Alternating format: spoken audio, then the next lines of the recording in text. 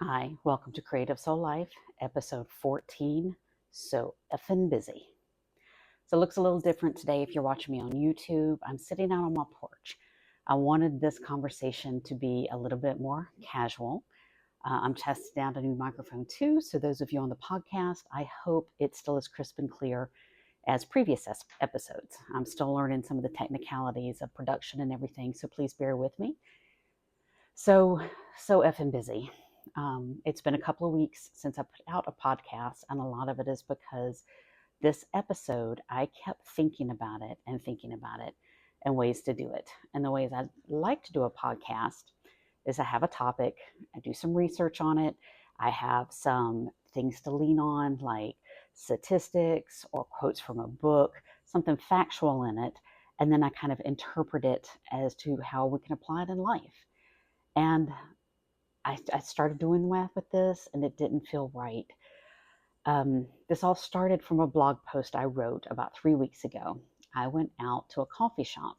I used to have these, what I called coffee conversations, in which I'd go to a coffee shop, I would write, and it'd be a blog post called a coffee conversation. It's just kind of what I was thinking about, things on my mind at that time, not necessarily art related or creativity related, but just an opportunity to go and enjoy a new place for coffee and get some writing done. Well, I went, like I said, about 3 weeks ago, and I realized that it's the first time I had done a coffee conversation in 2 years. And when I realized that, it really blew my mind. And that's what started the blog post. It was um, so very busy. Um, the more I thought about it over the past couple of weeks, that's where the effing comes in. So it was a very wandering piece, just why are we so busy? Kind of going back to some of the gift from the sea, are we afraid to be alone, that type of thing. But the topic kept bothering me and it kept sitting with me and I kept thinking about it. And I did some research and something I read said the word busy has like multiplied in our use and language and things and writing over the past decade. And it's true. I think back to some of my Christmas newsletters and such, and I think it starts off with, it was another busy year. It's another busy year. It's always a busy year. Why are we so busy? Why is that word such a part of not just our vocabulary, but it has become everything? It's become a status symbol. It's become a definition of our very lives. It's become a part of our core of who we are. And I would say absolutely not in a good way.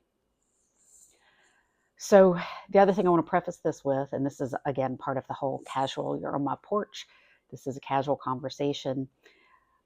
When I started this podcast, I wanted to show, especially other women, that we're all kind of in this same boat together. We hit these same periods in our lives where we have these same issues. We all have our unique stories. We have our unique ways that we do things and the way our creativity manifests. But some of the realities of living a life, there is a common thread through it all. And I never want to come across like I'm sitting here with all the answers, telling you, been there, done that, this is how it is. I may have been there, done that, but I'm still doing it. And especially on the subject of so effing busy, because it's everything. The other day, my husband asked how my day was, and I said, I just didn't get enough done. He's like, do you ever get what you call enough done? I had to stop and really think about it. And I got a lot done that day. I didn't get some of the things that I felt were the most important to me done, but I got a lot done. I was busy. I was very, very busy. Now, what does this have to do with coffee shop visiting and writing and everything? It made me think, what are we so busy for? What are we so busy doing? I think because busy has become this status symbol, it means you're important. It means you're needed, you're wanted. If you're ticking off all these things, you're ticking off all these to-do lists. And for one, it makes you feel accomplished. When I write out a full list of all these things I need to do, including at the top of the list, you got to make a list. So that way, as soon as you're done, you get to check something off that list. You feel like you've gotten something done.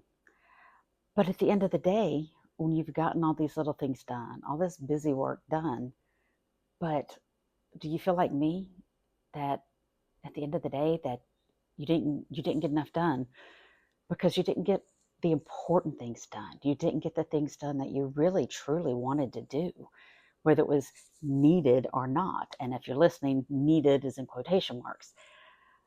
And I'm rolling my eyes a little bit because we all can stay busy. We all can do all the busy work, all the different things. We can keep our houses as clean as humanly possible. We can work out or garden or browse the internet looking at very important information. We can do all these things, but at the end of the day, have we done the things that have fed our soul? And if not, why not? I will throw in one reference.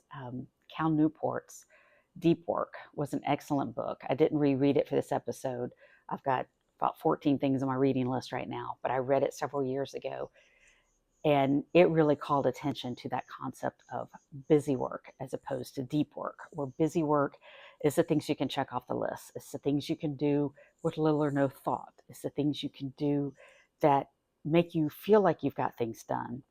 But if you're not doing the work that matters, if you're not doing the deep work, then you are missing that sense of fulfillment, of accomplishment, of feeling like you're doing the things that are feeding your soul, that are stimulating your brain, that are contributing to your family, to your social worker, contributing to your family, to your social circle, to the world at large, to your work. However, it's that deep work that really makes us feel whole, that really makes us feel like, I got something done today.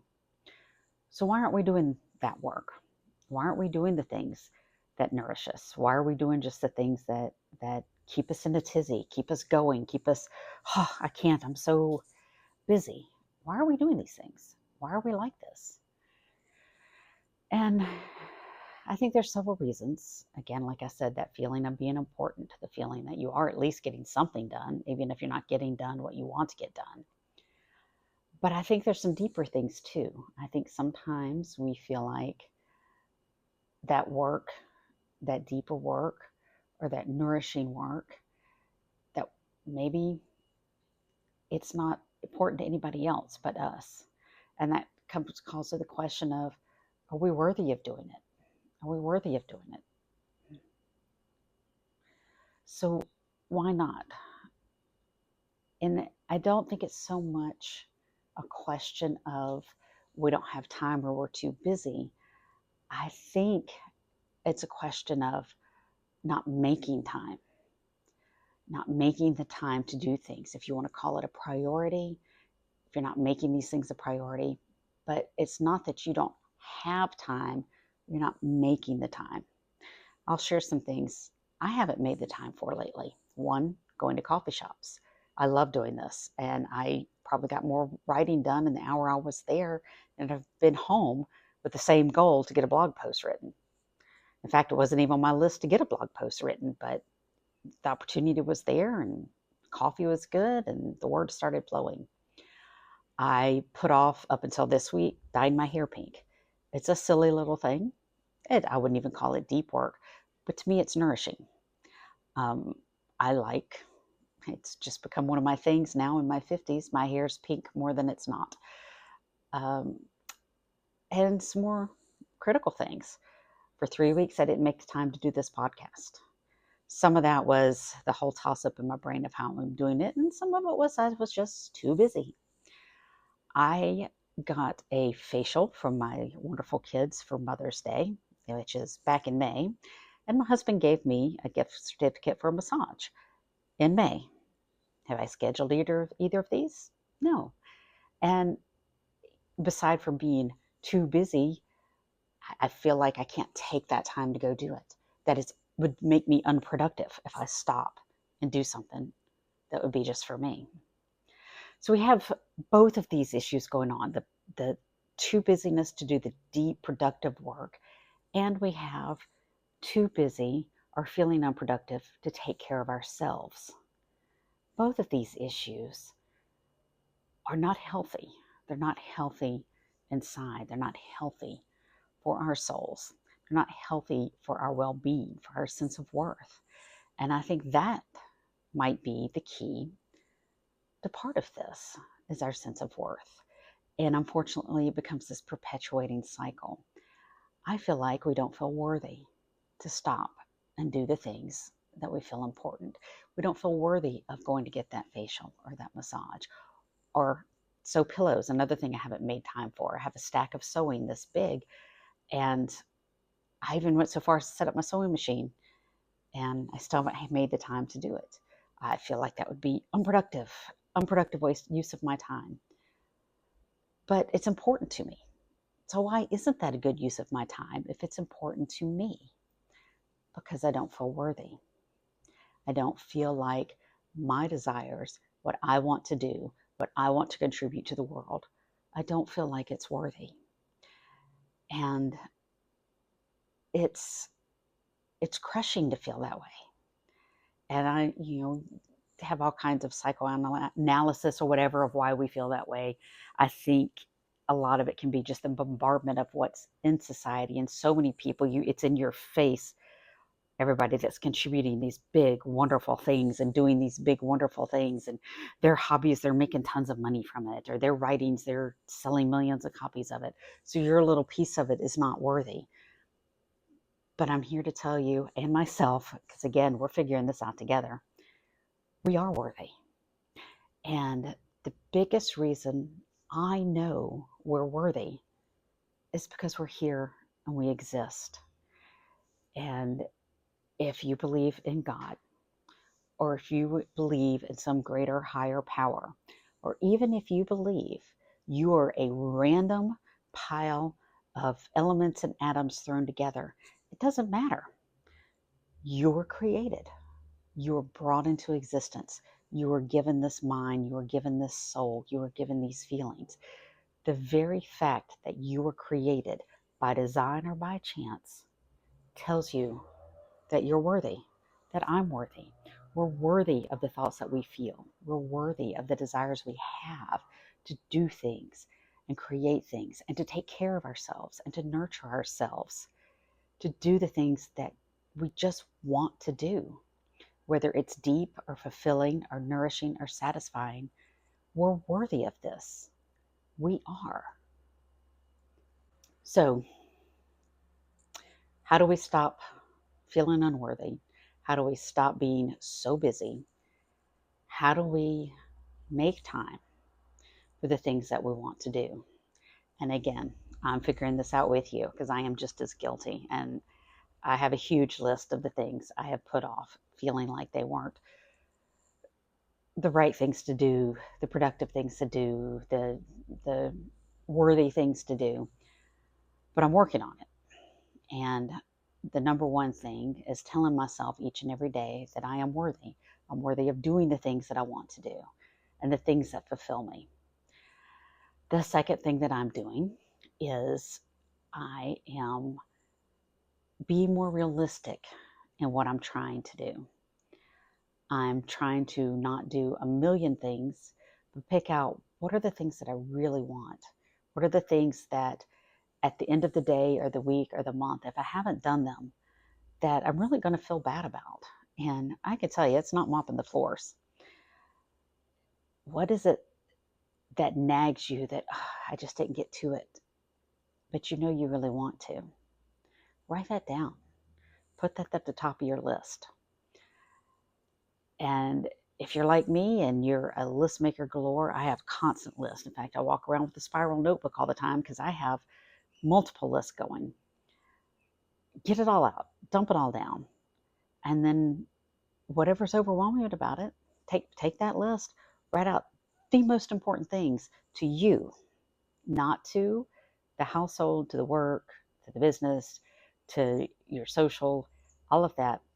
What on that list is most important to you? Write that on another list and put that other list in a drawer. And commit yourself to doing something. Something. Sit down with your phone and make your video. Pull out your watercolor paper. Make that sketch.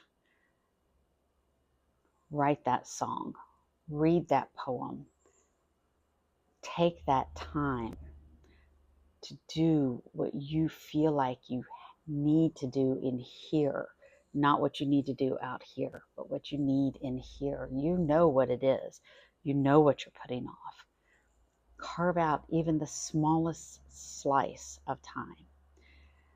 And then the next day, make that slice a little bigger, and then a little bigger, and then a little bigger. I'll share with you the number one thing that I am making time for. And it's besides just, fun things like dyeing my hair pink. I am making a commitment to get my body healthy.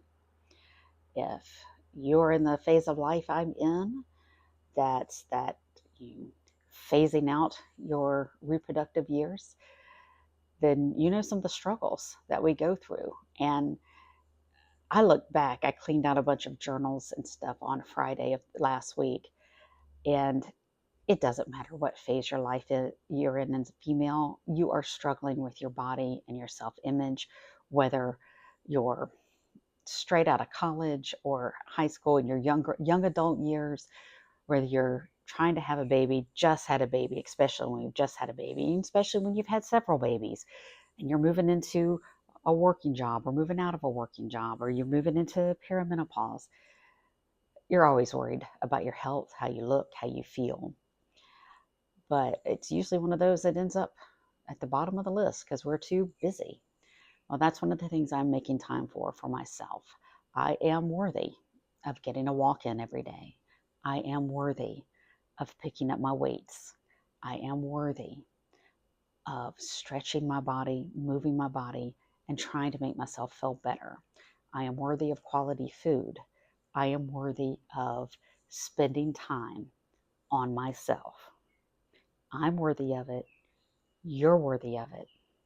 So think about what you know you're missing, what you need, what you haven't been making time for, what you've been too busy for.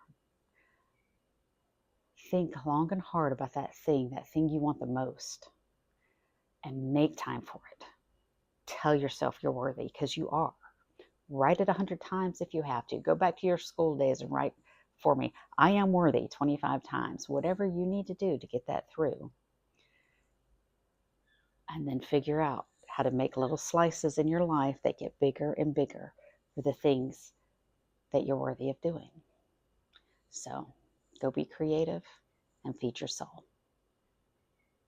Thank you for watching another episode of Creative Soul Life. If this is your first, there's several behind this, and I hope you stick around because there'll be more. Thank you.